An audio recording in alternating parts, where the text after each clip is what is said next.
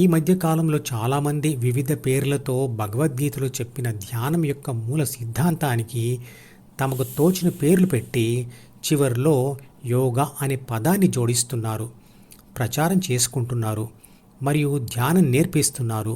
యోగా అనే పదానికి అసలు అర్థం ఏమిటంటే, ఏ పద్ధతి అయితే రెండు విడివిడిగా ఉన్నాయి అనుకుంటున్న ఆత్మ మరియు పరమాత్మ ఒకటే అని అనుభవంతో తెలియచేస్తుందో అది యోగా. ఉదాహరణకు భగవద్గీతలో చెప్పిన శ్వాస మీద ధ్యాన పద్ధతిని పాటించే బుద్ధుడు జ్ఞానోదయం పొందాడు. ఆ పద్ధతిని అతను ఆనాపాన సతి యోగం అన్నాడు. జ్ఞానోదయం పొందిన అతను చెప్పిన విషయాలను అతని శిష్యులు ఎంతవరకు అర్థం చేసుకున్నారో తెలియదు, కానీ వారు బౌద్ధ మతం స్థాపించారు. చివరకు బౌద్ధ మతం వేరు, హిందూ మతం వేరు అనే స్థితికి వచ్చారు.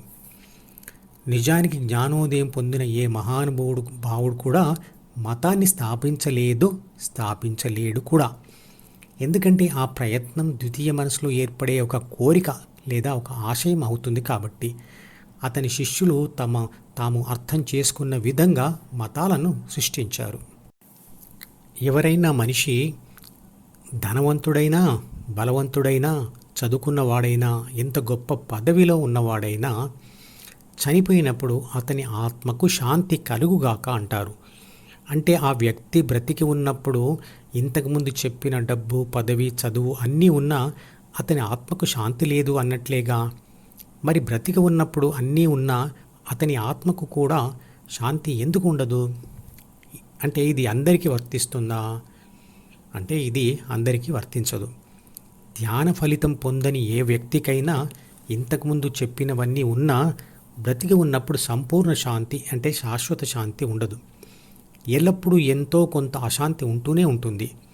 ధ్యాన ఫలితం పొందిన వ్యక్తికి మాత్రం శాశ్వత శాంతి ఉంటుంది. అందువల్ల అతనికి శాశ్వత ఆనందం కూడా ఉంటుంది.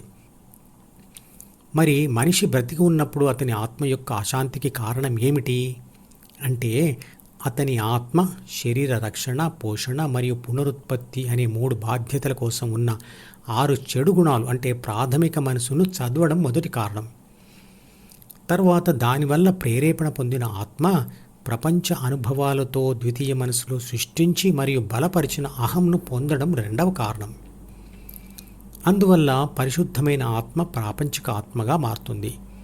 ఆ తర్వాత ప్రాపంచిక ఆత్మ డి అంటే జ్ఞాపకాల పుస్తకంలోని ప్రాపంచిక సమాచారంను మరియు కోరికలను చదవడం మూడవ కారణం.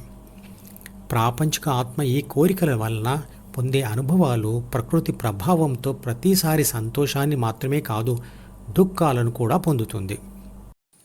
మధుపదం యూట్యూబ్ ఛానల్లోని ప్రతి వీడియోకి ఒక నెంబర్ ఇవ్వబడింది. 1వ నెంబర్ వీడియో నుండి మొదలుపెట్టి వరుసగా చివరి వీడియో వరకు చూస్తేనే ధ్యాన శాస్త్రం సంపూర్ణంగా అర్థమవుతుంది.